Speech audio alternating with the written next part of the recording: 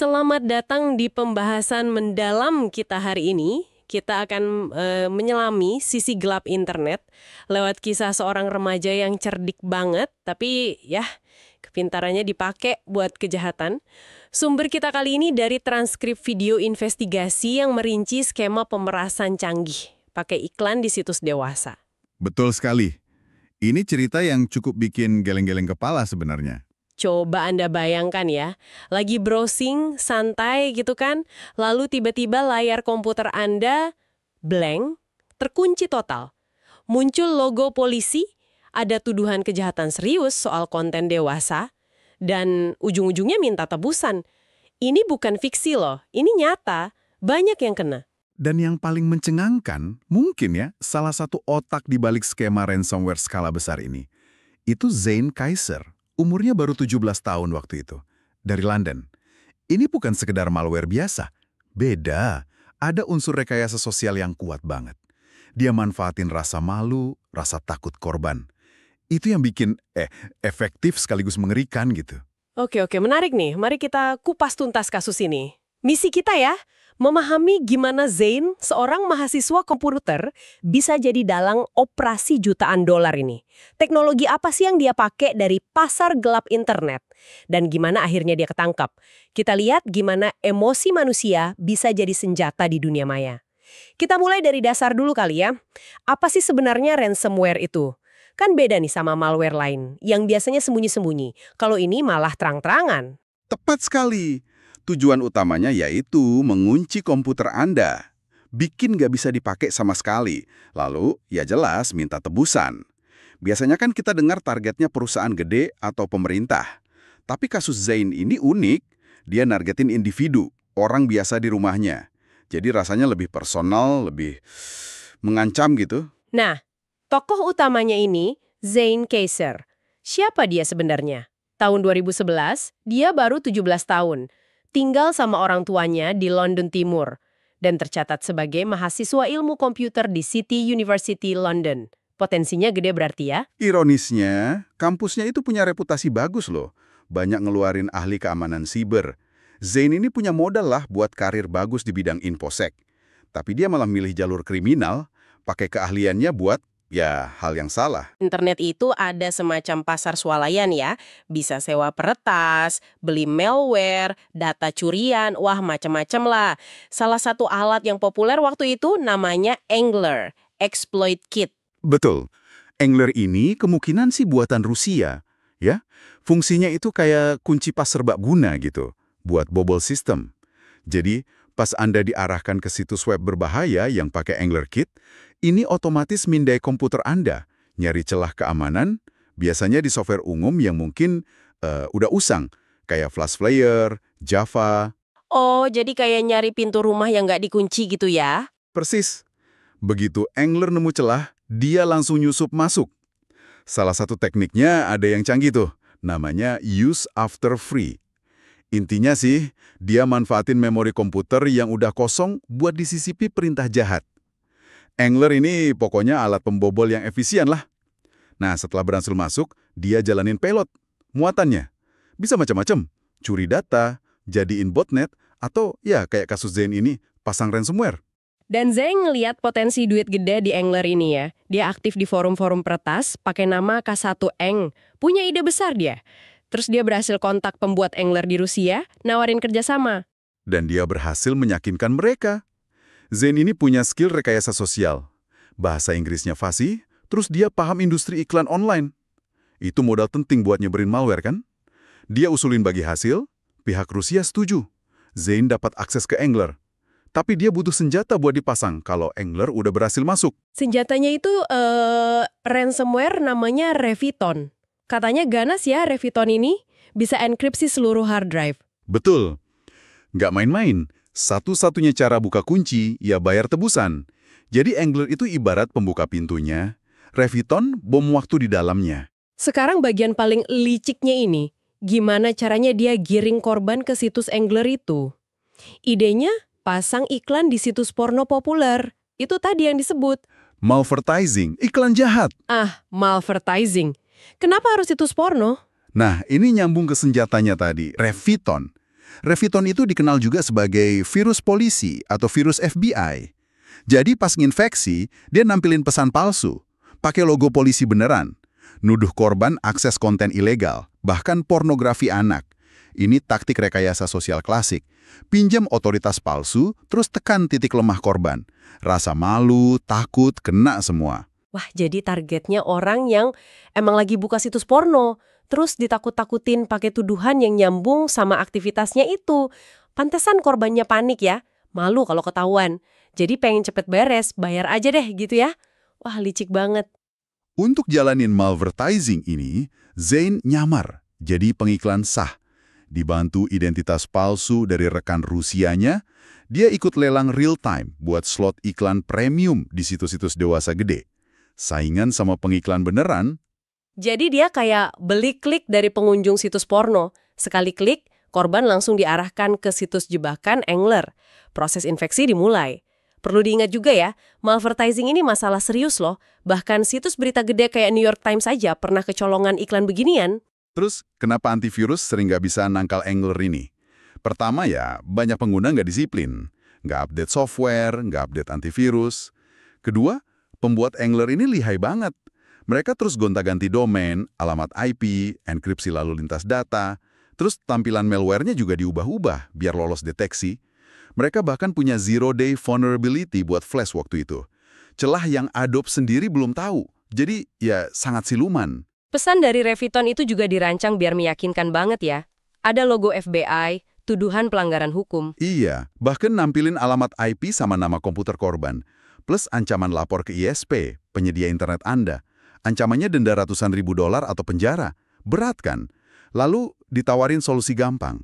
Bayar denda kecil, sekitar 200 dolar, pakai metode tertentu. Nanti masalah beres, komputer normal lagi. Metode pembayarannya gimana tuh? Kan waktu itu, 2012, Bitcoin belum sepopuler sekarang. Nah, itu dia. Zain pakai Green Dot Money Pack. Itu kartu prabayar yang umum banget di AS waktu itu. Bisa dibeli tunai di toko retail biasa. Dan relatif anonim. Sempurna buat penjahat. Oh, jadi instruksinya di layar ransomware itu jelas ya. Beli kartu money pack, isi tunai, terus masukin kode 14 digitnya ke layar. Gampang buat korban yang panik, tapi susah dilacak polisi. Cukup efektif ya pada masanya. Uang mulai ngalir ras kan? Tapi gimana cara cairinnya? Plus, harus ngirim bagian ke Rusia tanpa ketahuan. Nah, Zain rekrut orang lagi. Namanya Raymond. Pria 35 tahun dari Washington. Waktu itu juga mahasiswa. Tugasnya Raymond, ngumpulin kode money pack, pindahin ke rekening palsu, tarik tunai dari banyak ATM, terus konversi ke mata uang digital anonim. Namanya Liberty Reserve. Liberty Reserve, itu kayak PayPal gelap gitu ya? Yang disukai penjahat siber? Betul sekali. Sangat favorit karena anonimitasnya. Proses konversi dari tunai ke Liberty Reserve ini melibatkan perantara lagi. Exchanger. Ada biayanya tentu. Rumit sih, tapi efektif buat nyamarin asal-usul uang. Katanya sih, Zain dapat bagian sekitar 70% dari total tebusan. Wow, 70%. Banyak juga ya. Dan hasilnya gimana ke hidup Zain? Masih mahasiswa, tinggal sama orang tua, tapi... Hidupnya mewah banget.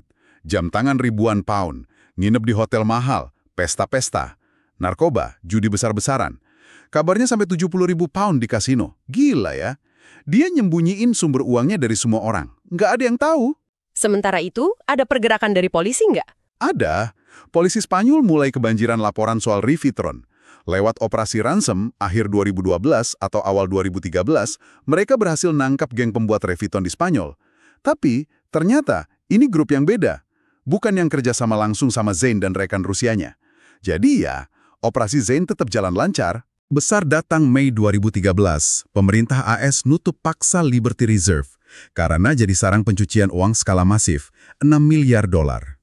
Semua dana di sana hilang, dan data penggunanya jatuh ke tangan penegak hukum. Nah, ini mulai ganggu aliran dana Zain. Namanya mulai muncul di radar penyelidik. Keterlibatan Raymond kayaknya berakhir di sini. Ironisnya, Raymond ini nanti malah kerja di Microsoft loh. Hah, serius? Kerja di Microsoft? Iya. Zain sendiri terpaksa pindah ke platform pembayaran lain. Tapi dia nggak kapok ya, malah makin nekat kayaknya. Dengar-dengar dia ngancam perusahaan iklan. Betul.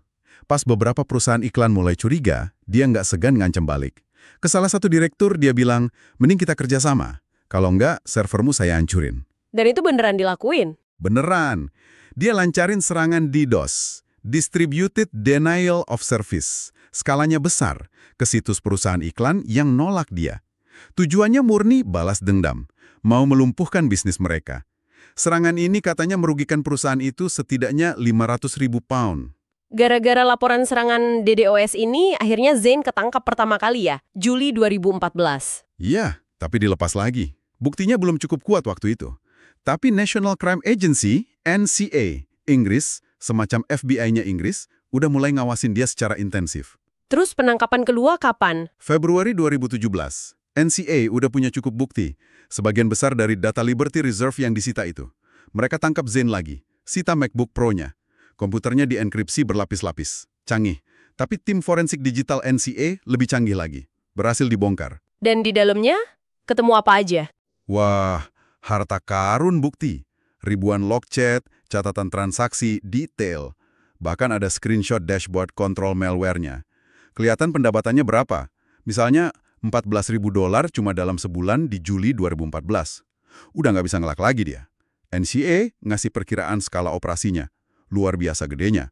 Satu kampanye iklan dia aja bisa dilihat 21 juta kali sebulan. Menginfeksi ribuan komputer. Kalau kita anggap aja 10% dari yang kena itu bayar $200, itu udah puluhan ribu dolar per bulan. Cuma dari satu kampanye loh. Total selama operasinya, diperkirakan Zain mindahin sekitar $5 juta. Keuntungan pribadinya ditaksir hampir $900.000. Setelah dipotong biaya iklan, bagian Remon, bagian Rusia.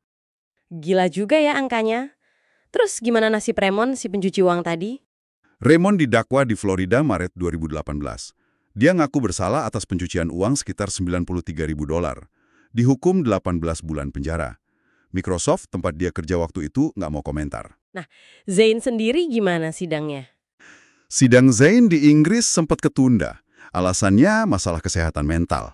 Tapi, ada drama lagi. Pas dirawat di rumah sakit, dia ketahuan masih nipu. Pakai wifi rumah sakit buat jalanin penipuan lain. Akhirnya ditangkap lagi di situ. Nggak kapok-kapok ya orang ini. Terus hukumannya? Menghadapi semua bukti yang udah nggak terbantahkan, April 2019, Zain akhirnya ngaku bersalah atas 11 dakwaan berat. Pemerasan, penipuan, peretasan, komplit. Hukumannya 6 tahun 5 bulan penjara. Hakimnya bilang kasus ini sangat ekstensif. Belum ada bandingannya di Inggris. Apa yang dilakuin Zain ini kan sebenarnya bentuk sextortion ya, pemerasan berbasis aktivitas seksual. Sekarang modusnya makin macam-macam. Kadang cuma email ancaman kosong, ngaku punya rekaman webcam Anda, padahal seringnya cuma gertakan pakai password lama yang bocor. Tapi kasus Zain ini nunjukin level kecanggihan teknis dan psikologis yang jauh lebih tinggi. Nggak bisa dipungkiri sih, Zain ini punya talenta ya. Skill teknis, pemasaran, dia bisa banget jadi ahli keamanan siber atau pakar iklan digital yang hebat. Tapi ya itu, keserakahan sama egonya ngebawa dia ke jalan yang salah. Pertanyaannya, apakah sepadan? Ya, cuma dia yang bisa jawab. Jadi, itulah kisah Zain Kaiser. Kombinasi kecerdasan teknis, pemahaman mendalam soal sisi lemah psikologi manusia, terutama rasa malu dan takut, dan tentu saja keserakahan. Contoh nyata gimana internet bisa disalahgunakan.